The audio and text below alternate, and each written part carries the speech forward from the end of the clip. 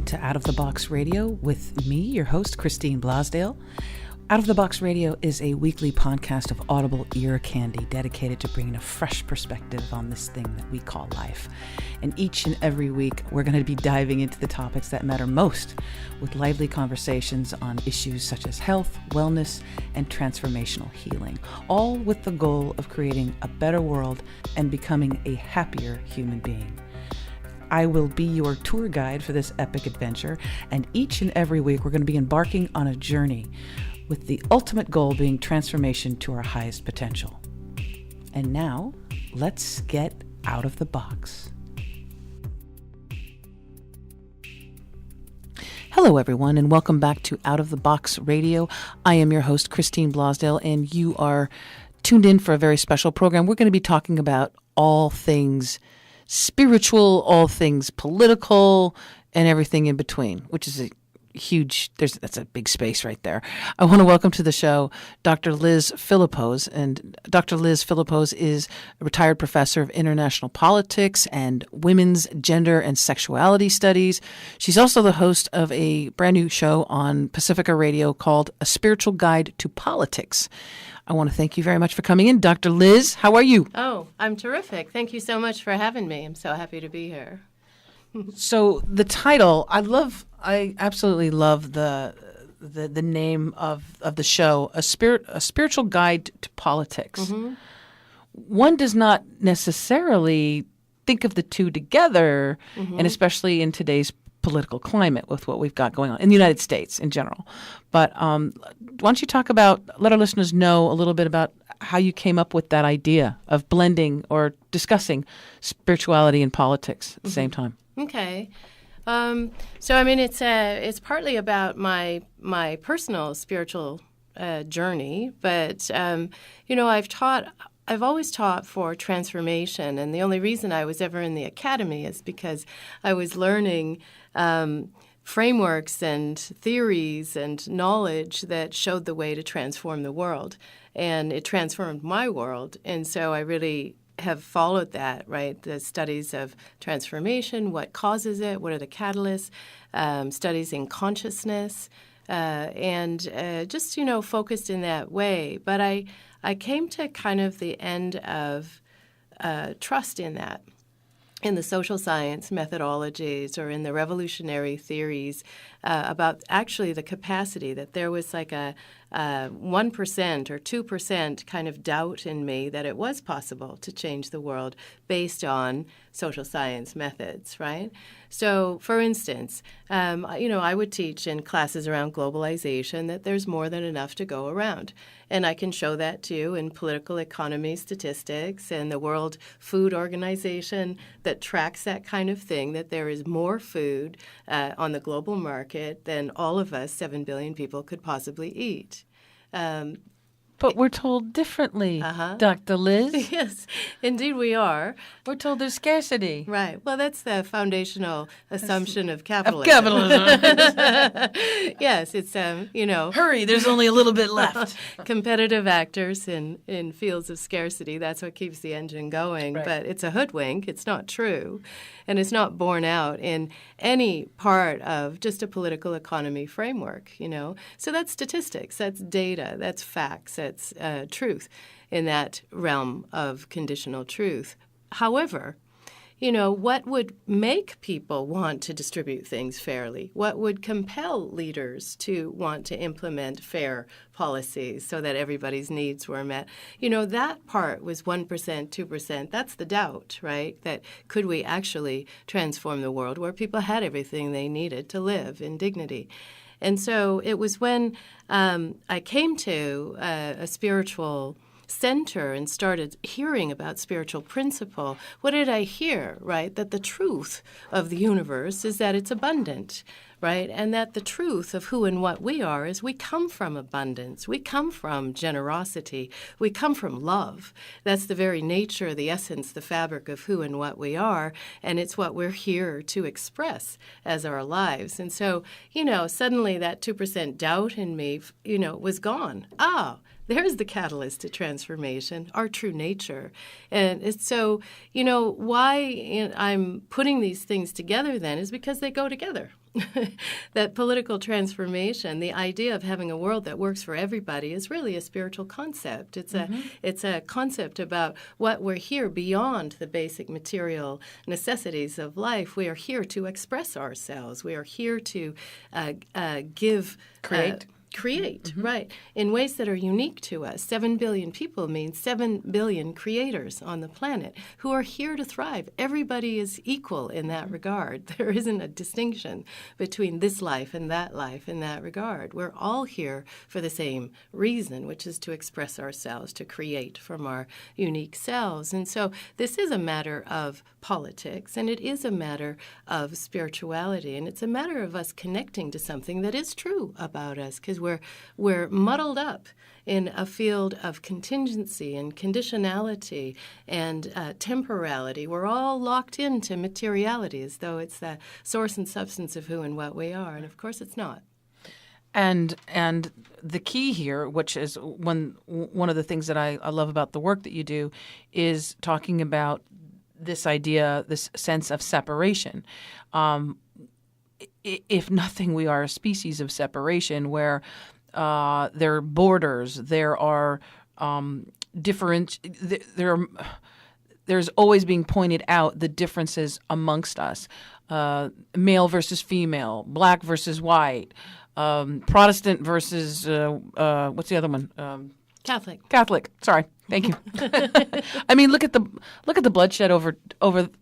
They're both Christian religions, and yet they, had been fighting and at each other. And to this day, there are still deep divides where if someone marries, in certain parts of that area of the world, if you are a Protestant and you marry a Catholic, oh my gosh, the world is going to come to an end. So there's these divisions, there's these separations, and I think that the idea of this idea of separation is probably the most contributing factor that we have to so many of the problems today. War, poverty, all of that. But let's talk about that, the concept of a sense of separation, and not just in a political arena, but also on a personal, like with relationships too. Yes. Let's talk about that, because I know it's a big subject, but let's talk about the sense of separation. Okay. Yeah, I mean, it's a big subject, and then it's really everything in a way. It is what animates us. It's let's say that it's an illusion of separation. It's a false understanding. It's a misunderstanding of who we really are, and it starts from a reliance, an over-reliance on identifying with ego. Right? So our ego personality, by definition, is a sense of separation. Yes. I am separate from you. Yes. I am abounded, and in our sort of liberal, rational framework, an autonomous. I walk in a sphere of autonomy that makes me separate from each other, and in this society, we have enshrined that as a good thing. Oh, you're right. You're an individual. Yes. Yes. Well, and because anything else is socialism, is communism. Right. Or social communism. Yeah, is communism, socialism, or codependency. Yes. Or, whatever, some kind of pathology that we attribute to actually being connected to each other. Isn't that interesting? Isn't that? The very idea of being connected to each other has been blasphemed, whatever that word is. Yes, something close to that. Yes, it's been muddied and turned into a bad thing. Yes, it has been. Wow. Yes. Well, it's been turned into our connection has been turned into a bad thing, and our sense of separation is really kind of rewarded. It's rewarded. It goes with that kind of paradigm of scarcity. That, if you're in conditions of scarcity and you think that you're connected to each other, you're going to figure out a way to distribute what you have fairly and evenly. You're going to give a shit about somebody else. Right. You're going to care about each other. And that kind of dynamic interferes with competition and acquisition and, working more than the other guy and defending your property and all of that stuff, which is what we think is a good thing. So, yeah, it doesn't fuel the system for us to think that we are connected to each other. It doesn't fuel established sorts of institutions if we believe that we belong to each other. Yeah?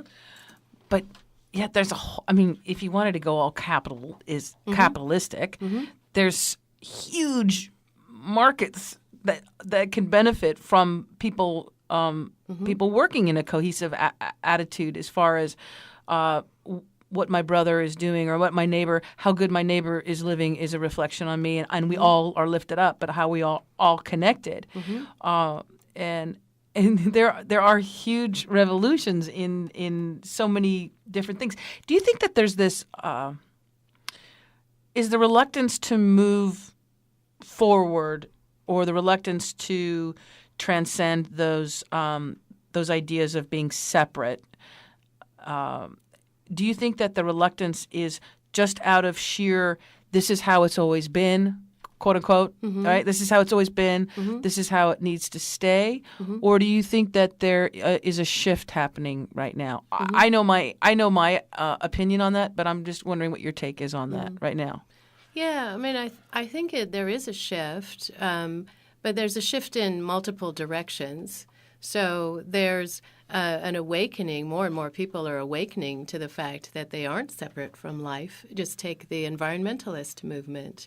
That's a clear expression of knowing that we are one with life. And so there's those sorts of movements. I think a lot of spiritual awakening that's happening is about connecting to something greater than myself, something bigger than me. I think that the last election really triggered a lot of awakening around how our sense of separation is destroying us and can be so easily used against us. And so I do see all of that happening. There's something inside of us that needs to be healed, though. And it's because that sense of separation is also an inner sense of separation from our essence, from our authenticity, from something that is true about us. And that's kind of, there's a lot of, we're discouraged from thinking there's something true about us in part. And so we have a sense of separation from that authentic place in us that knows itself to be part of the universal, that knows itself to be connected. So, that explains rampant loneliness. That explains depression, anxiety. Anxiety is a clear expression of feeling like you're alone.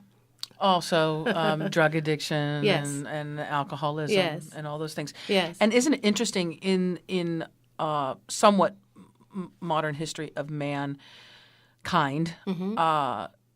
there has been a drilling in to the heads of beautiful people walking on this planet that you are not God, or God is not a part of you. You are not a part of God. You are separate from God. You're born in sin, right? You already got a bad, You failed. You failed already, and you just came out. But you are separate. You need to pray for, anything that you get, and you will be judged. And if you do this, or if you deviate from these set rules, then you have to pay penance, or you will be, you're going to go to this really bad place where it's super hot and super mean, super mean, very, and it's been a vengeful God. It's been a very authoritarian God for a very long time. So of course we feel separate from that already, because that's not who we are. Our essence as human beings when we're little babies, right? We're not that. So, but that's been drilled into us.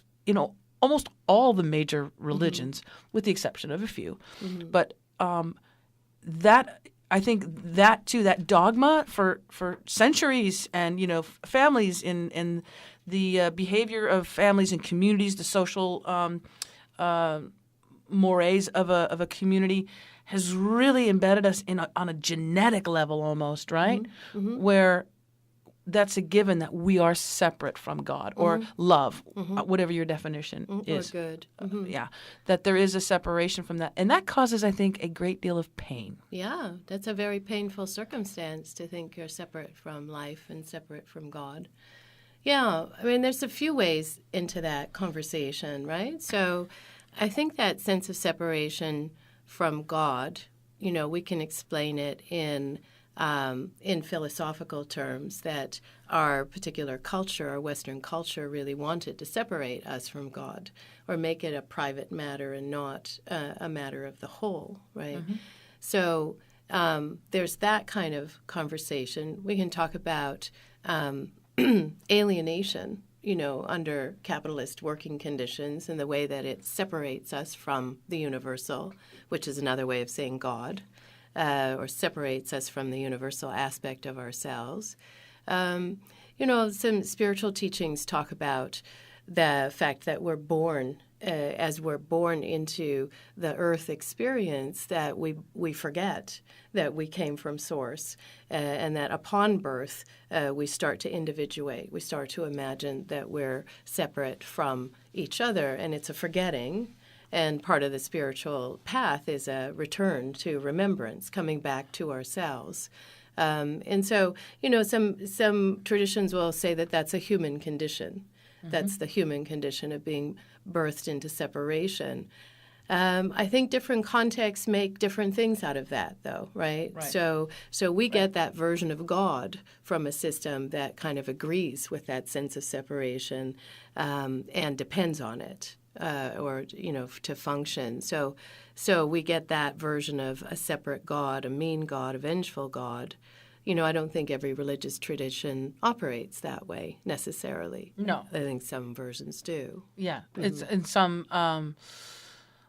and isn't it, if it's not someone who is religious and believes in that, in the God figurehead, it will be that they'll make it out to something else, that life is hard, like life is rough, and everybody's out to get. There's the competition thing too, the scarcity model, right? Yes. Let's talk about the work that you do. I know that you do some private coaching. You have something that's coming up soon, right? You have there's either an event that you have coming up or a webinar. Yeah, I'm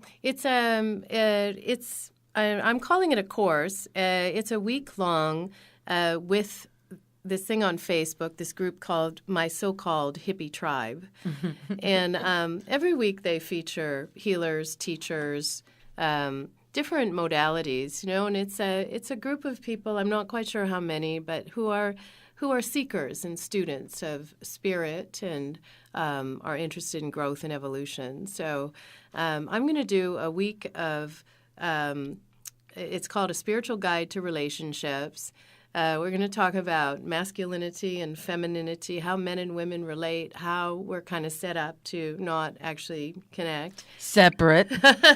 Set up to be quite separate from each other, and ways to really anchor what we're doing together in relationship. And that's for anybody. It doesn't, not just men and women, but how we anchor that in a spiritual foundation. That is a foundation that comes to some agreement about seeing each other whole.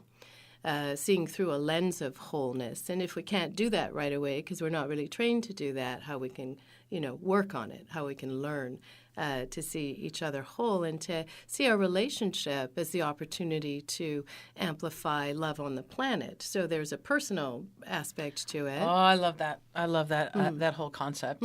I really do. I think there's a lot more to it than we are even aware of, that those heart connections, those, what is it that Abraham says, the love rockets, right? And especially now with the advent, with the internet and social media and people falling in love from thousands of miles away. I know it's a personal thing that with me and my love. That distance, even though it's painful, that distance is hard. But there is a sending out of that love energy across the planet, and it's happening all over the place. People are more and more where it used to be. You have, first of all, you needed somebody that was in your tribe, right? You'd be with somebody that was in your tribe, and that was a lot of times that was based on survival. And then it would be someone that was kind of in your town or your city. And then now, as technology has changed, we are connecting with people again on the other side of the planet, which it's interesting that it's happening at this moment in time as well. Right. Yeah. And not just a geographic distance, but also all kinds of relationships that are becoming more and more legitimate, right? We're expanding our concept of what can count as love. Yes. And what counts as loving relationships. And, that has something to do with a paradigm shift that we're in, because that kind of previous paradigm was very much fixated on survival. Was very much fixated on procreation as the means to survival, whether it was racial survival or national survival. And we put a lot of our creative life force into procreation, for that purpose, right? Not consciously, part of a zeitgeist. But we're coming into, a different kind of paradigm, which is more based on using that creative life force for other kinds of creations. Yeah. It doesn't mean people won't still have children, but it's not the imperative, right? Because we're not in a survivalist mode anymore, even though we act like it. We're already really shifted into a creative mode, an abundant kind of paradigm. And one where our relationships can be about, some other purposes, a wider expanse. Yeah, I like that. I like that a lot because you're taking you're saying that taking out the idea that you have to, in order to be married or in order to be in a loving relationship, it's for the sole purpose of procreation, which we all know is not true. But what I think is also that's happening, in addition to longer distance relationships that are happening, in addition to more open acceptance on a global scale of same-sex unions. Mexico approved same-sex marriage before Australia.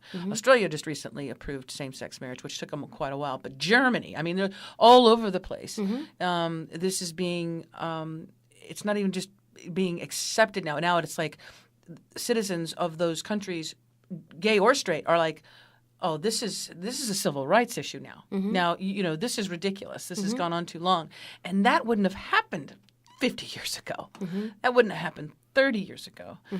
So on the evolution scale, it's absolutely amazing. But one thing that I think is happening in regards to relationships and spirituality is that for the very first time, well, I'm totally guessing on this, but for the very first time, we have the opportunity to be aware of who we are as human beings, as far as there is more of an acceptance of the idea of reincarnation, that we've been here before, that we've been many different. We've been a man, we've been a woman, we've been a man, we've been a woman, we've been, we were young in one lifetime, we got killed by, I don't know, a tiger, and then the next lifetime we were a woman who had 10 children. By the next lifetime we were a soldier in the war who, all of these different lifetimes that we had all these experiences. And we have the ability in this current lifetime, I believe, to heal those wounds from the past so we don't carry them into the current relationship. And one of the biggest things that I've learned in just recently really is that the relationship with another person is a mirror. And what I've learned is that relationship is a mirror into you. That's your mirror that's reflecting you. And so if they do something that you go, oh, I can't believe they did that, or how insecure they are, or why would they say that? Why would they? That is also a moment for you. That's to heal that within you. And doesn't that, going to the whole idea of a spiritual guide to politics, it can also be reflected in what we see going on in politics, what we see going on even with Donald Trump being president. Is that not also something, what he exhibits, is that not something that needs to be cleansed and healed. I don't want to say purged because that's just, it's not the thing, but cleansed and healed amongst us all. Yes. Yeah, absolutely. He's a great evolutionary catalyst because he is showing us, different people say different things, showing us the shadow. He's showing us our It's our the deep 7 divisions. deadly sins, right? What is it? Lust, gluttony, Right? pride, envy, jealousy. Is that one of them? Could be sloth. Sloth. What is sloth, Doctor? Laziness. It is? Okay. Well, he's a lazy thinker for sure. But it is. It's just when you're able to, and when you're able to also. I thought about this the other day. When you're able to change your thoughts as to, instead of saying, "Why is this happening to me?" what is this trying to teach me? What is this trying to show me? Wow. Then you gain power back. Yeah, you have dominion over how you receive things, how you experience things, what how meaning. You react. Yeah, what meaning you make of it in your life. Yeah, absolutely. I mean, I think the conversation around soul contracts, spiritual mirrors, prior soul contracts, things that we agreed to do and know together here. People say there's some therapists that say that the two people who come together in relationship come because they each have the key to healing for the other. And the reason that we scrap with each other is because we each have the key to the healing of each other, and we're using it. We're misusing it. We're misunderstanding. Oh, right. We're using it for ego purposes, which is our sense of separation, rather than seeing it as a reflection of ourselves and a project that we agreed to do together. And isn't it true that when if you're in relationship with someone, be it boyfriend, girlfriend, lover, husband, wife, when one of you or both of you, when you get triggered from some past hurt, and it doesn't have to be a past hurt from another life, but past hurt, 10 years ago, last week, whatever, when you're triggered, or trauma from when you were a child, abandonment, abuse, when your partner triggers that in you, and it could just be something like, "Hey, babe, I'm going to go get a gallon of milk at the store," and that could trigger somebody, or they could just say something and it would be taken the wrong way. But when we're triggered, immediately, and that must be a protection mechanism, immediately the sense of separation comes up. Yeah, I think it's protection. It's a physiology. I think those wounds are in our cells, in our bodies, in our muscles, right? They're also in our energetic fields. So there's a lot happening. It's a multi-dimensional experience we have when we're triggered in that moment. But I can't remember what you asked me. Sorry, I got lost. Oh, no, I was just saying that when we're triggered, that the sense of separation, it seems to, the line, the line in the sand of either someone will shut the other person down completely, or run away, or but there is. Yeah, I think the trigger is a sense of separation. So if you say something, or if my partner says something that triggers me, the trigger is, "Oh, she's not my person." Or something like that, right? It's a betrayal. How could I be so wrong? Right. Yeah. Right. It's a betrayal. Yeah. She's against me. Right. Yeah? Right. And so then, there might be some actions that keep expressing that separation. Does that go back to the survival that... Wow. Yeah. So it's very primal. It's very primal, but nothing is necessary about it, because we really can become the observers of ourselves, right? That's cool when that happens. Yeah. When you have the ability to be the observer. Yes. And say to your partner, I'm really triggered right now. Let me take a moment. Yes. Yeah. Because I know this is only about me. Right. But being able, we have this, I talk about this thing, the spiral. And if you have taken a bath and you pull the plug and you see the water going down the drain, it's kind of hard to stop that flow of when you are triggered and you start to go down that path, so to speak. Then you start looking for evidence to back you up because your ego needs some backup. It's like, you see they left that cup out. Mm-hmm. That must be the cup that his girlfriend had or whatever. I mean, we look for anything. We look for evidence to back up our insecurities, those triggers. And when you look for it, you find something that's going to be quite convincing. Sure, of course. Right? Yeah. Whatever perspective we have, we're going to see evidence that supports it. It's like putting on a pair of glasses. Exactly. That's what we see, right? But when you're able to step back and say, hey, okay, I'm aware of what's happening, first of all, that's a huge step. That instead of just being sucked, pulled in, spiraling down, right, to stop and to say, I say, I usually go, oh, fuck no. Or I'll say to myself, oh, no. I know what you're doing. And then I just have to take a step back. Not everything's all rosy right away, but I take a step back. And then my logical mind comes in and says, let's just play this out and see before you react, before you say something that's going to hurt somebody, before you say something that's going to create an energy that you don't want. Let's just see how this person treats you. And if everything is normal, then it was just in your mind. Yeah. But it's having the ability to put the brakes on before you spiral out of control. Yeah, and so that goes to certain belief systems that we might have also to investigate, what do I believe about this life? Is it for me or against me? Right. Because if I think it's against me, then I need to work on that belief. Right. I need to work on that belief system because it becomes a system if I believe it long enough. But here's the thing, right? If we're really to be honest, okay, with ourselves, we would take 100% responsibility for everything that goes on with me, right?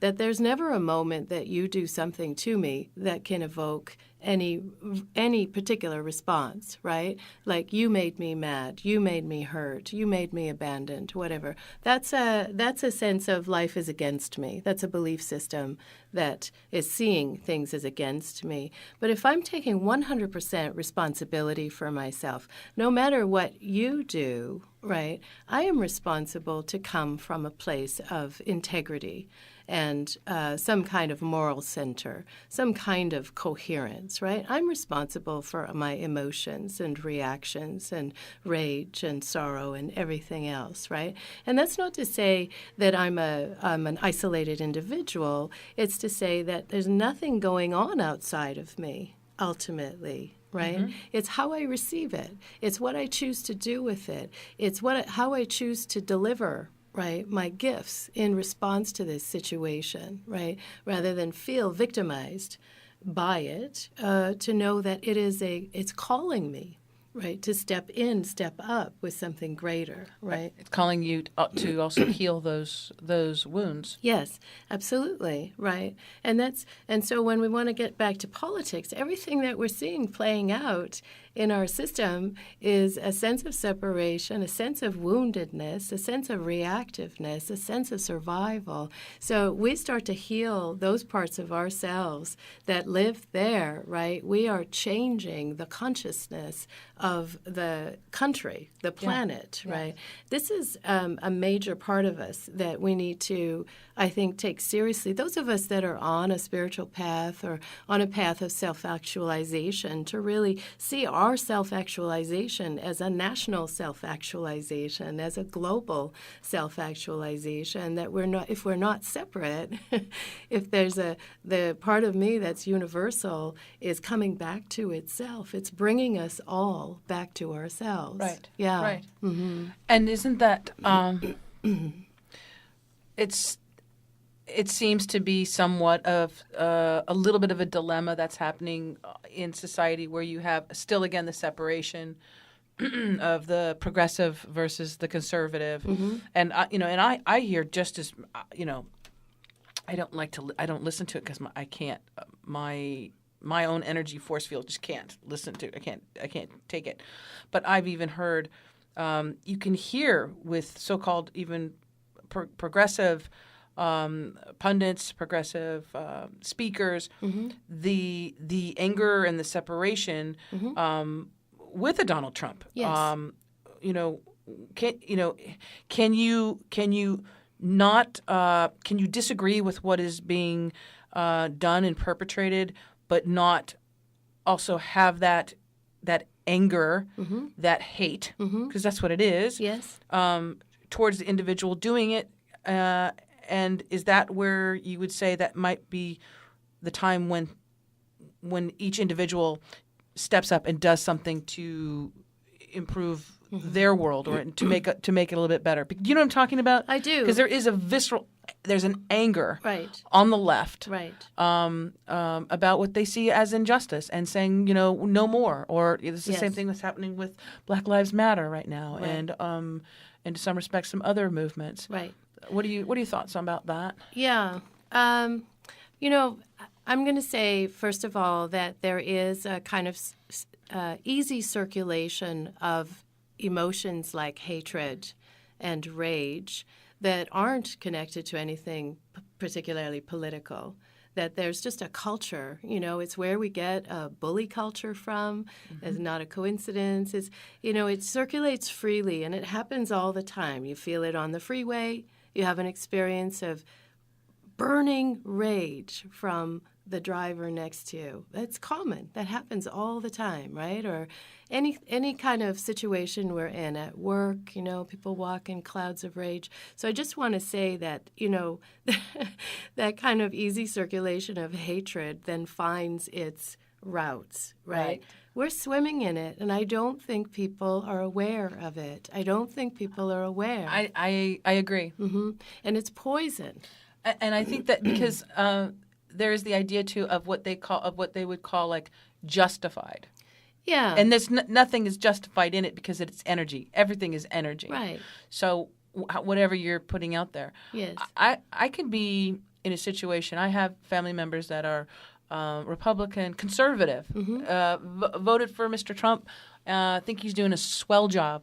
And I have some friends that could not be in the same room with them, and they would have to lock horns, and they would have to challenge them on their beliefs. And yet what I've found is that I don't feel the need to change their mind. What I've only done is that I've felt that I can teach by example. And try and it's not even educate them, but try and give them an idea of perhaps another perspective of maybe some of their misgivings or their prejudices that they have, and widen their perception of life as well. Not all Mexican people are rapists or trying to bilk the system or criminals. Yes. Right? Because that is a mantra that has been said. Not all, there are gay and lesbians who are absolutely wonderful, loving human beings, and love is a family, value, not just a heterosexual couple. And you show that through relationships and through engaging with people. That's the other thing, the separation thing. How can you engage if you're separate? Yeah. I mean, there's a certain kind of courage that people have to sort of, muster, and luckily we have it by nature. Yeah. But yeah, to do something differently with that energy, to not meet it confrontationally. If you want a more loving world, then you got to put more love in it. Yeah. And if you're going places where you feel like there's not enough love here, it's because you didn't bring it. We're the ones, that if you have a greater vision, if your heart's desire is to see people live in peace, if you're really interested in the fair distribution of basic necessities so people don't suffer just from that. If this is really what's meaningful to you, then be the one who brings those values everywhere we go, right? And you never know who will be impacted by that. It's that ripple effect. Yep. Not only perhaps the person, I had an experience just, was it yesterday? It was yesterday. Yes, it was yesterday. Oh my goodness, it feels like 3 years ago. Where I had gone to get some gas in my car, and I was late for work, as I do. I was late, and I had to stop and get gas. But before I had left the house, I said, "Oh, I want to make sure that I have my nutritional stuff for the day." So I brought my protein powder.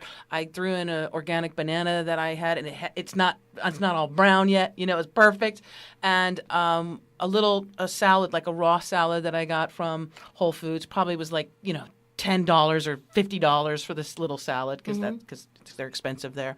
But I was like, okay, I'm going to bring this to work because this will be something healthy for me to eat. And it's quick to throw in my bag. So I threw it in my bag, get in the car, and I go, oh my gosh, I got to get gas. So I stop and get gas. And as I'm getting out of the car, putting in the pump, I see, and it was as if my whole being was pulled to him. I see an elderly man going through the trash can at the gas station where the pumps are. Okay, and very gently he's looking through the trash, and he's pulling out things that are food. Mm-hmm. And every cell in my being, Dr. Liz, every single cell in my being, and it's not a voice that you hear, it's the sound of your cells, your whole body saying. My whole thing was, oh no. I know I have to help him, first of all. And I immediately knew what to do. I immediately knew. I went into my bag. I grabbed the salad. I grabbed the banana, and I rushed to him. And I just said, "This is for you." And he looked at me, and he first of all there was a look of shame, and I was in my head and my cells again. That voice was saying to him, there is no shame here at all. I said, thank you. And I gave him the food. Now, two different people could look at that in different ways. You could look at somebody who's doing that and you could say in your mind of separation, well, he looks strong enough. Why doesn't he how come he doesn't get a job? Mm-hmm. He's probably bilking off the system. Look how dirty he is. All those thoughts. Mm-hmm. Or it can be, oh my goodness, there's another human being that is in need right now. I don't care if it's an old man, if it's a little baby. I don't care who it is. Mm-hmm. Black, white, brown, purple. Mm-hmm. I'm going to rush to help them if I can. Mm-hmm. Mm-hmm. Same situation, yeah, but there can be two different, right? Mm-hmm. And that's what I want to ask you about, that thing that's within us. Mm-hmm. And it doesn't matter if it's that kind of a situation, but there's moments in our lives where it's like our whole essence reacts first before even the mind can. Mm-hmm. Is that the soul? Is that? Mm-hmm. I mean, you could call it the soul. You could call it your higher self. You could call it your authentic self, right? Your essential self. You could call it your universal self. Like when someone else is suffering, I feel it in my body. Yes. Because I'm in touch with that universal part of me. And so no life can be separate from me. I can feel everything, Because that's you. That's you. That's you hungry. Right. Yes. Digging for food. Yes. That's you. Yeah. Yeah. Absolutely. Yeah. So, that's why I say it's so important for us to do the work to really connect with our authentic selves. And it's not a no-brainer, actually, how you do that. There's a lot of stuff to work through to really be in touch on a regular basis from something essential about ourselves. And that seems like a good lead into is that something that you can help people with? Yeah. Because I know that you're also a life coach and you help people along that spiritual path. How can people, just real quickly, I want to give people information for you. How can people reach out to you? Yeah, I actually call myself a spiritual guide, not so much a life coach. But you can go to my website, www.lizphilipose.com, and I have a place for you to send me a note. You can just check out my website and see what services I offer, see if it makes sense to you. I teach meditation. We do counseling, but it's not like therapeutic. It's not like mental health counseling. It's based in spiritual principle and prayer and meditation, but it's non-denominational. And we start from the place of view that's whole. Mm-hmm. So you might be coming with a problem or a concern, and we will take that seriously, but our starting point is from your wholeness. And there all the solutions are. Nice. Mm-hmm. That's a brilliant way. And I want to just remind people, too, it's www.liz, L-I-Z, Philipose, P-H-I-L-I-P-O-S-E. Again, L-I-Z, P-H-I-L-I-P-O-S-E. Yes. And you can, if you go on Facebook and look up My So-Called Hippie Tribe and join, you could be part of the course that happens the week of April 16th on relationships. You can also listen to A Spiritual Guide to Politics on KPFK Friday nights at 6:30. And, it's a half-hour show. I interview one person.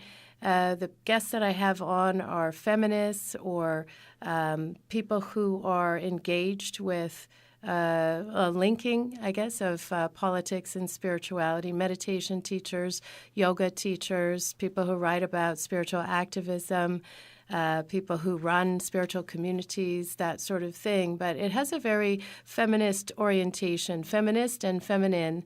A lot of my background is there, but I'll just say that some of the greatest technicians of transformation are feminists and womanists and people coming from those traditions. And so they offer us so much insight about what's happening right now and how we can orient ourselves to being agents of transformation and light. I spoke to the last few guests that I had on Out of the Box Radio, Kelly Carlin, and also what was the Harriet Hale, about, and I have other guests that are going to be coming on that are healers, healers on different scales. But I said, isn't it interesting, or is it just me? But it seems like women are just forging forward with this movement of healing, of shedding off the stuff that doesn't work anymore, taking off the uncomfortable shoes, so to speak, and running free. Have you noticed that? Like there's like a wave of women coming in all different ages, but just a lot of them coming forward with healing for the planet and for human beings in general. Yes. I mean, I think it's always the case that that women are the leaders in restorative, reparative movements, things that have been torn apart. It's women that put it back together. So some of my, academic research was with women in armed conflict zones who were creating communities of peace even in the midst of hot wars. So that's standard, but there's definitely a wave. I know that there's a whole bunch of women entering the electoral politics process since the last election and learning, going to trainings and working together to learn how to really work that system for a greater good. And I definitely, in spiritual movements, if they're not the very top leadership women, every other part of it, women, and the majority of congregations or gatherings are women. And so, partly that has to do with the kind of spirituality asks us to yield and allow. And, there's things that women are socialized into that come easier, right? Like surrender. So, I would say that has something to do with it. And a lot of things that we attribute to as spiritual values are more associated with femininity. of connection and community and nurturing and care and sentiment and emotion and all of that stuff. So also life-giving. It's not a trivial matter. So all of that comes together. There's women are waking up all over the planet also because it's we've lived in a very skewed and unbalanced system that has prioritized not just masculinity, but an aggressive masculinity, not even the full spectrum of masculine values. And we're all suffering from it, And so the response to that is to come back into a more harmonious balance. And so that surge of femininity, the surge of women's power has a lot to do with just the impulse, right, to balance ourselves out. And to also, this is why I think relationships between men and women are so important to heal, because it's right there in every individual encounter that skewed, imbalanced relationship shows up, and we get to heal it, right. There. Mm-hmm. Well, and I also think that it feels like there is more people waking up to the idea that vulnerability, that there is strength in vulnerability, because for so long we've been taught not to be vulnerable, that if you're vulnerable you'll be taken advantage of, all those things. But there is it takes a great deal of strength, not physical strength, but strength of character, belief that the universe already has your back, you're fine. But to be vulnerable is very, very powerful. Yes, absolutely. And I think that that sense of being rigidly in control goes with a scarcity sort of paradigm too. That vulnerability is really making yourself available to uncertainty, right? Oh, my God.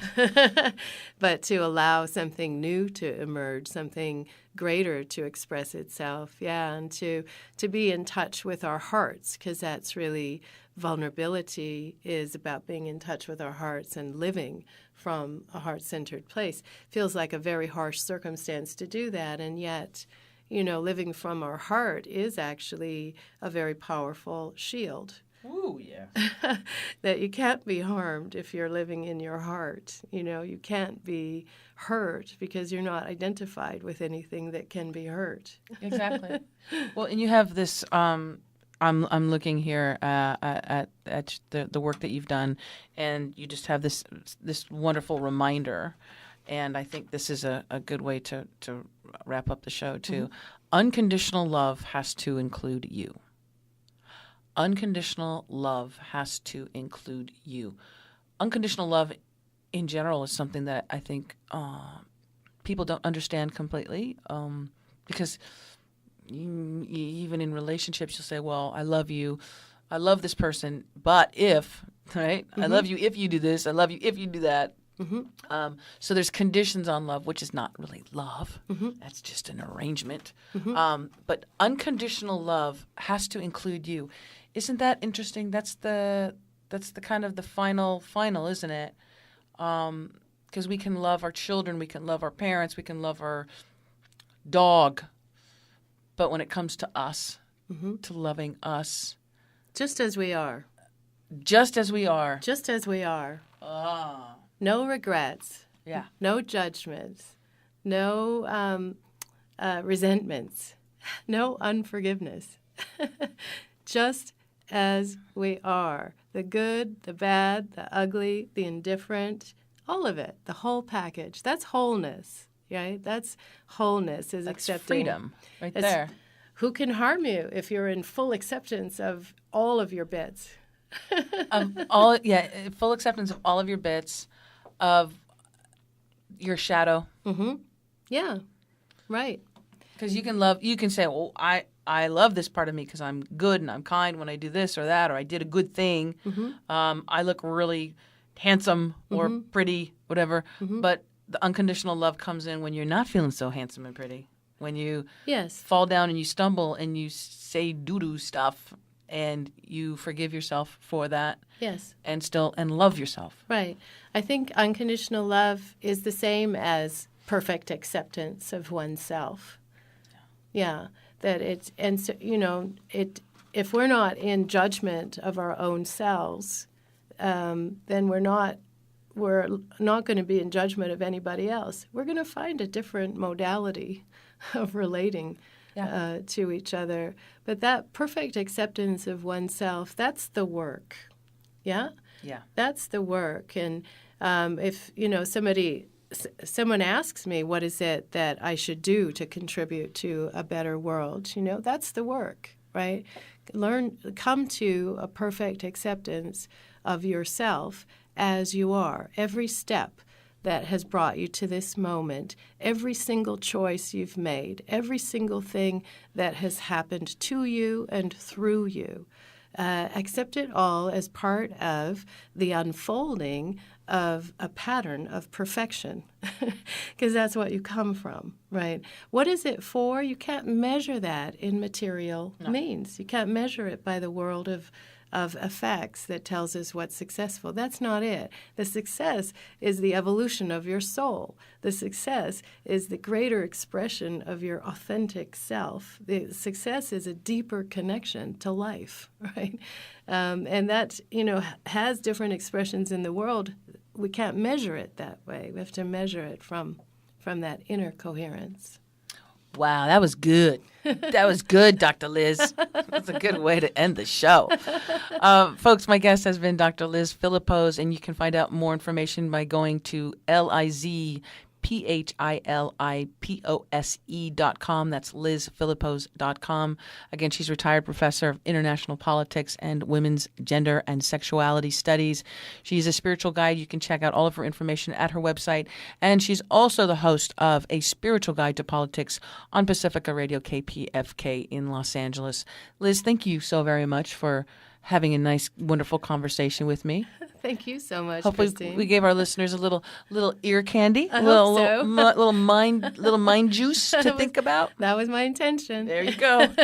And I want to thank you, listeners, for tuning in again. Don't forget, if you'd like to make sure you never miss an episode of Out of the Box Radio, you can subscribe to iTunes or iHeartRadio, or better yet, subscribe to the YouTube channel, and you will receive notification of every single show. Until next week, I want to remind you to always think outside of the box